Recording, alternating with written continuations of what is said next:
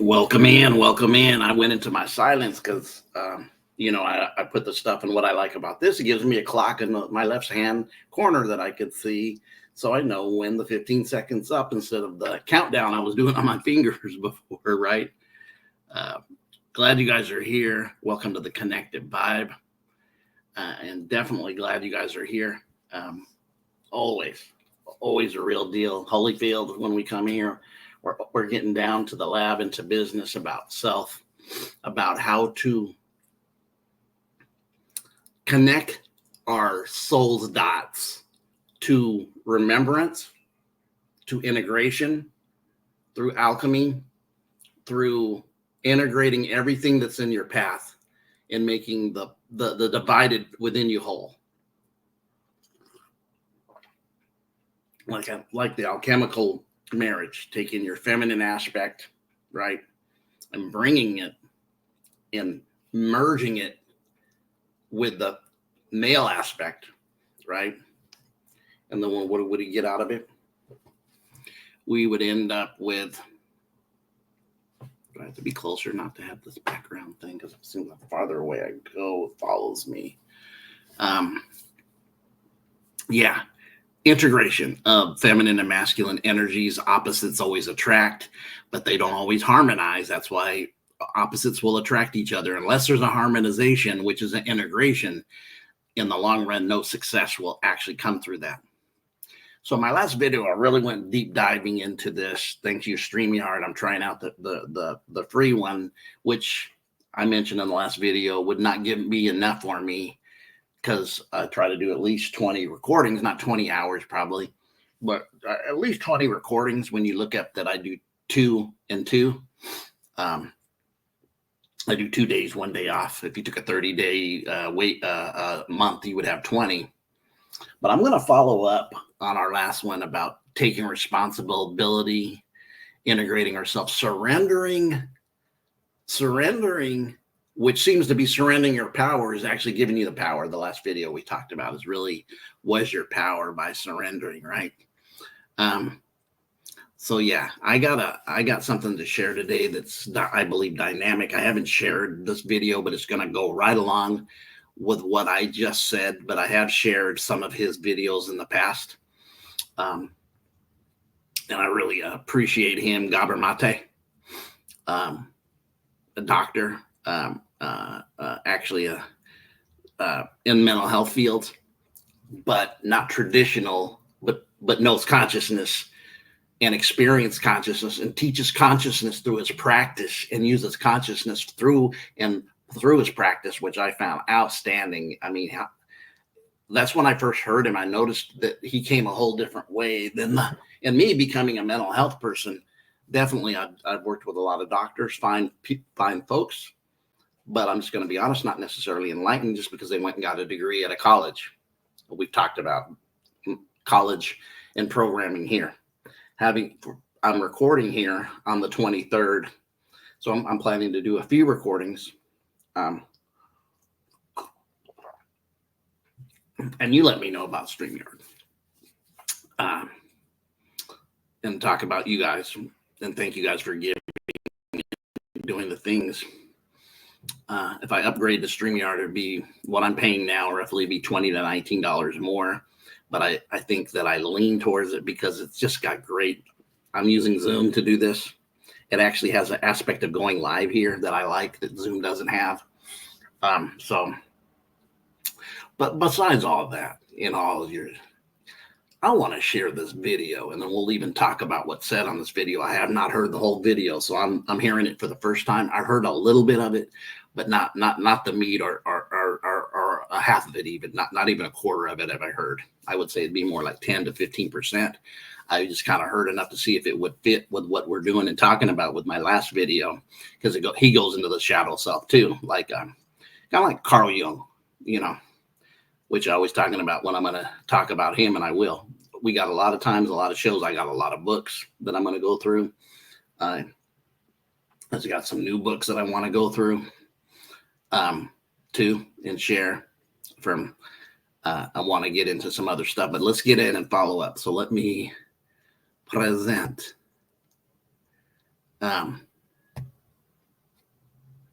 and share screen. We're going to watch a video. All right. We're going to watch a video. We're going to even make this big.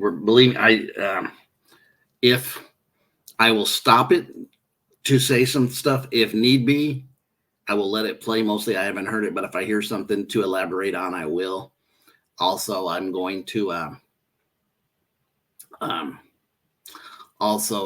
let you know commercials may play, because that's another cost to pay for no commercials playing. So one day I wouldn't mind doing that. But anyways, so let's go ahead and let's start. This is Gabor Mate, and the videos about what doctors will not tell you about healing trauma. And when I talked about the dark side in our experience, a lot of that we fight against are traumas who need to be accepted and healed and not fought against, is what I was saying before. So you guys have it. Let's listen. With expert insights from Dr. Dan Siegel and Dr. Gabor Mate. All here together to be exploring how can we live our best life? What does this mean for us as individuals, as a society? So I'm so pleased to have this discussion, not just about core root causes of our suffering, but also the tremendous hope of living in this moment, of being a human who has such insight and knowledge, and our actions matter so much for our future generations. So let me introduce my two colleagues here, Dan Siegel, who's the executive director of the Mindsight Institute. He's a household name in many countries. Dan is going to help us understand how we can wake up from this lie of the separate self. And Gabor Mate. And see and exactly right. And I have to put in there is the lie of being of separate self.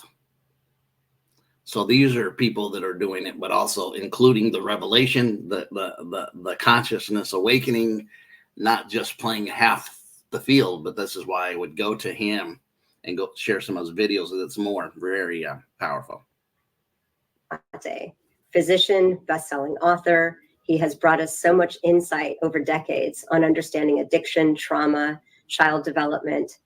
So I'd like to start by welcoming both of you. Thank you for joining me. Thanks for having us.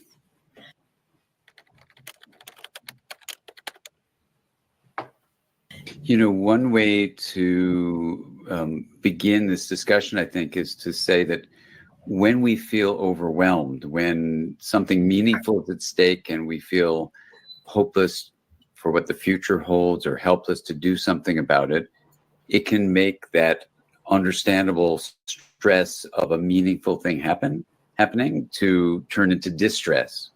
And in some ways, the related topic for today is about trauma, when events that are happening can overwhelm our ability to cope and lead to lasting negative impacts that both you, Alyssa, and Gabor, you have beautifully written about. And so what I'd like to just present is the view that one of the messages that modern culture has been giving that is very different from what indigenous wisdom has taught us from thousands of years of various traditions from around the world, and also paralleled by contemplative wisdom practices from thousands of years, also from around the world, is the view that modern culture says the self is the same as the individual, that who we are is just this person in a singular body or bodies like ours.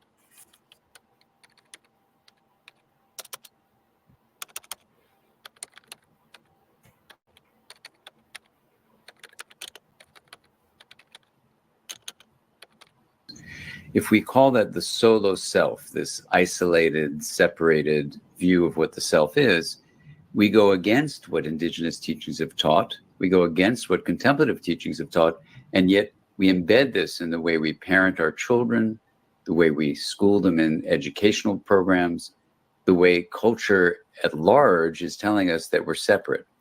What I want to suggest to you is that that mechanism of the solo self seeps into our core, into our soul, into our minds, and has us feel without even our awareness that there's something not quite right. And so it leads to social injustice and racism. saying us versus them, and we are better than those people over there. It leads to misinformation and polarization. It leads even to the climate crisis, where we separate as humans from nature as if we could possibly be not a part of all living beings. So this solo self may be a lethal lie, lethal in the sense that racism and genocide and what we're seeing now, even with this day of hate, are driven by this in-group, out-group history we've inherited. But yet we can rise above that if we realize that we can transcend this view of the separate self with awe, with gratitude, with compassion, which are usually called self-transcendent, but rather heavy. So this is a lot of, we talk about these professionals that are dealing with big doctors dealing with this, but coming from a point of view that's definitely conscious, already trying to annihilate the lie of separation, which, and even telling you all the stuff that we've seen is propagated is us creating it, even though it's not true. see them as self-expanding. So we're not just a me, but we're also a we. This notion of a we and the idea that we are intra-connected within the wholeness of things.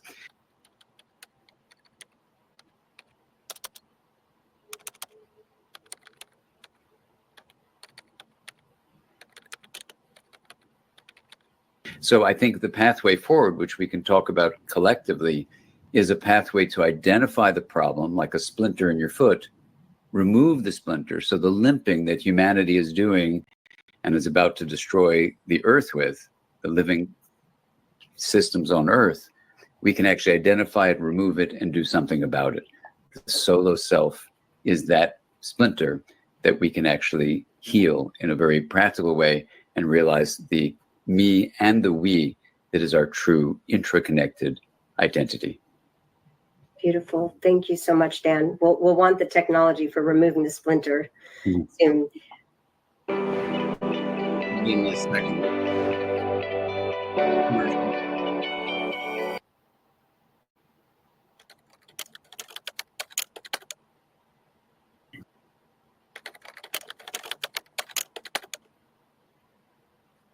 So Gabor, in thinking about this mental health epidemic, particularly of our youth, and how people are interpreting the world, I would love to hear how you think of trauma, the role trauma plays in our mental health crisis. Thank you, Alyssa. I'll address that in a moment. Let me just first register my pleasure in being on line with the two of you. Let me address one more issue here. This just happened today. Pope Francis, 3 days ago, I should say 2 weeks ago, put out a tweet. And he said, social justice demands that we fight against the causes of poverty, inequality, and the lack of labor, land, and lodging, against those who deny social and labor rights, and against a culture that leads to taking away the dignity of others. This is Pope Francis, a very famous Canadian psychologist who I'll not dignify by mentioning by name here, but you would know of him, many of you. He tweeted back, "There's nothing Christian about social justice. Redemptive salvation is a matter of the individual soul." Wow. Now here's a psychologist who understands nothing about human beings whatsoever. Because to answer your question, Alyssa, about the mental health epidemic that is striking the Western world, the New York Times 2 days ago had an article about the rise in childhood in youth depression and anxiety. There have been articles in the New Yorker, the New York Times in the last 6 months, hand-wringing over what's driving the epidemic of childhood suicides. The number of children being diagnosed and treated with medicated for X number of so-called mental health disorders is burgeoning. There was an article in the New York Times on the front page only 3 or 4 months ago that talked about the same issue, and they featured a teenager, 17-year-old, I think, who was on 8 different psychiatric medications. 8 psychiatric medications. So there's something going on that the culture both causes on the one hand and doesn't want to recognize on the other, which is that individual mental health, and this is very much along the lines of what Dan was speaking about, individual mental health is not separable from the environment. And it's not separable from the relationships or the lack of relationships that people experience in their lives. So that because our neurobiology is communal and interpersonal, it also means that even if you point to some biological process in a human's brain that you think is causing the mental health condition, what you're missing is that biology itself reflects that person's relationship with the world and with the culture. So when you kind of hear this, he comes from, both of them are coming from a more expansive states of seeing the interconnectedness of the individuals from the, because we are individual, but we, as we go into the rising, we become more collective, and the collective is there. That's why quantum physics and all that. I'll put a disclaimer on what they're trying to celebrate the Pope. That's nothing to be celebrated. I said it. Yeah. When you know, you know. And I went over this in a video that you've probably already seen by the time you've seen this, about how the powers that were would always take something, and it seems very noble and honest. And then you look, I had this discussion actually with somebody the other day, just yesterday, noble and honest. And then once you put the noble and honesty, it seems good. But then when you look at the byproduct 60 years later, and you're like, what did this cause all this separation? It's worse than when it started. Yes. But anyways, these two, all three of them, I definitely are good, because he's talking now about all the prescriptions given to children for their mental health issues. Listen up. We only have 3 minutes, but we will discuss some of this. And driving the mental health epidemic amongst youth in our society today is precisely the nature of connections, which are very often stressed, troubled, and trauma inflicted, and which are also very often isolating and isolated. So that whatever happens to an individual reflects what's happening to their whole environment and to their culture. And the New York Times and its writers and anybody else will never discover the source of the mental health crisis that many people are facing, particularly young people are facing, without looking at the larger questions of what is it about a culture that stresses parents so much that they can't be available for the children the way they would want to be.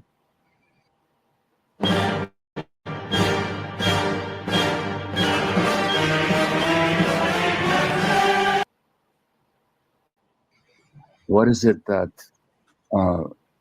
dictates that so many people should carry trauma without even knowing it, because their healthcare givers learn nothing about trauma during their training? What is it that isolates people so much? How come in the face of the There's another big social right media, there. what we actually have is not a social media. It doesn't make us more social. It makes us more isolated and alone. And it's been shown that the more people spend time on social media, the less healthy their mental status happens to be. In this culture of competition and isolation and individualism, which is not the same, by the way, as individuality. Okay, good. Because true individuality has to do with connection with others. Individualism isolates you from others. Unless we're looking at these larger issues, unless we're looking at the root causes, we'll never understand the fruit that we're reaping these days. And that fruit is increasing mental health crisis amongst our youth. So thank you. Those are my preliminary remarks. Thank you. Gabor.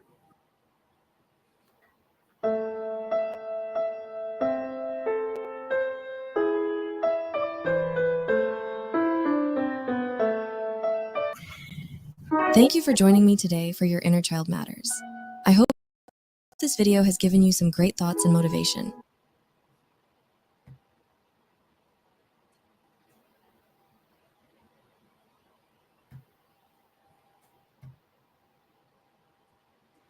All right.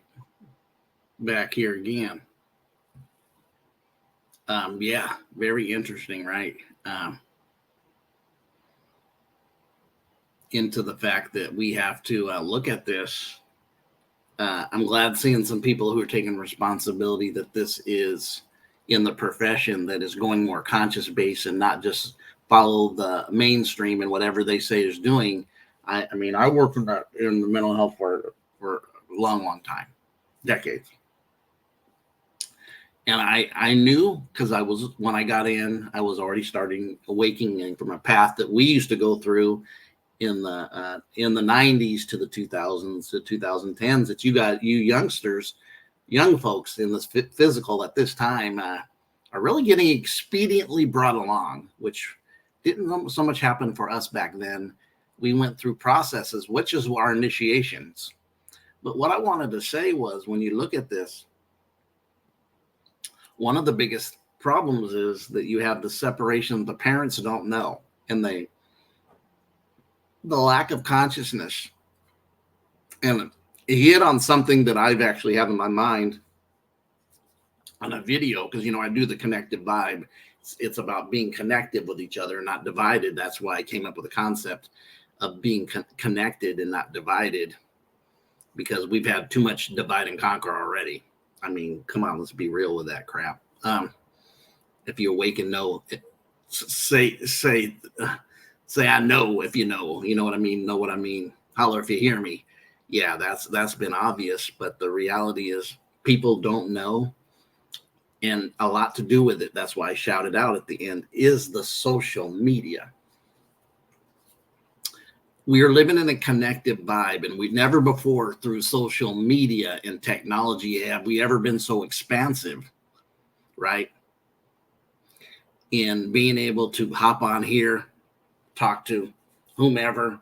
It can be, like I said, I got found out when I went through my statistics. Man, I got people watching in Russia and India on my videos, and that couldn't happen back not long ago, right? This would not be available, which there's a good and bad to all things. It just depends on the usage, the purpose, and intentions that you're using it for. Is it assisting us into being connective, or is it divisively actually severing us or dividing us from being connective? Because what I was seeing was, and I'm going to do a video, and I still will do a video on this, about how we're more connective in the outsourcing of technology, but we're less connective with us connecting as people, the organic ones, with each other. This is part of it. This is, things don't happen by accident. I know whom we're dealing with, and I see, and I just probably seen multiple LTs. Is that you see that people aren't connected with each other anymore. It's like this. We've seen little cartoons and videos where, and this is where they're at when there's hundreds of people around them and they won't connect with each other. I've seen this in society. I've witnessed this. I've beheld this walking into it like this, when people are just walking by and will not connect with that, but will connect with this. Remember, we're projectors and reflectors. So I'm projecting right out, which becomes a reflection out there, outside of me, within, without, above, below, right? We got more connective through technology outside of ourselves, but less connective as souls to each other. And I'm going to do a video on that. So when he said that in a roundabout way, it really harmonized with me because I get it. And then what happens when you do this, it's almost like converting you to AI, because you're made, like he was saying, to connect with others. The individuality ends up being a connectivity to them that are out there too, because they're one with you. This is the depth of when we start learning this, is when I see you, I see me, because when I see you, you are me. That would be the reflection of the higher states of consciousness. This ends up being the mirrors you're looking at, because I'm always talking about having the mirror images that we look at and participate with each other, right? And then what happens is, as we go through this process, what happens is we no longer have that connectivity with others. everything's based on AI connectivity. And this is, so you see all the children with mental health issues. I can go into the deeper, what I think this is really what's really is the end game to this. But we see the young people suffering, and they're really harping because know this, that your young people from, certain age cutoff from the 40s and below never went without this. I was raised without this. We played outside. We didn't play games inside. We played games outside and collabed with nature and with each other as we played games outside. Climbed trees, went for walks, went in the forest, went different places, went to the canal, went fishing, played sports, fell on the grass, got communed with nature, communed with each other. Now everybody's just a phone zombie. But this is a reflector too, because remember, this is watching you in a certain level of how something unsentient could really watch you, which is all connected to AI and algorithm. But anyways, I feel, because I see it with the kids. I've seen some young teens that I know that are related to me and have talks, and we've had our little sit downs with each other, and I've heard what they've said, and I've seen the results of what they're talking about. And it's definitely something that's not the best for them. There's spaces missing of energy in this. This is false light. It can be false light. If it's used to assist us, it's great. But if it's used, it can be false light. It goes into false light. But anyways, great thing. I mean, the children are important because those are the ones who are coming out being Blu-rays and being the different types of people that were sent here, but they're going to have these things put in their way in bothering ones that are sent here to make a difference, because they're here for a purpose. But if they haven't discovered their purpose, they're in these challenges to overcome. But we just need to be honest, because I've never seen so many kids. I got, talking about depressed, the doom imprint. But you guys have a great day. Let me get off this major screen. But you guys have an awesome day. Second video here with me definitely making a video on trying StreamYard. But you guys have a great day.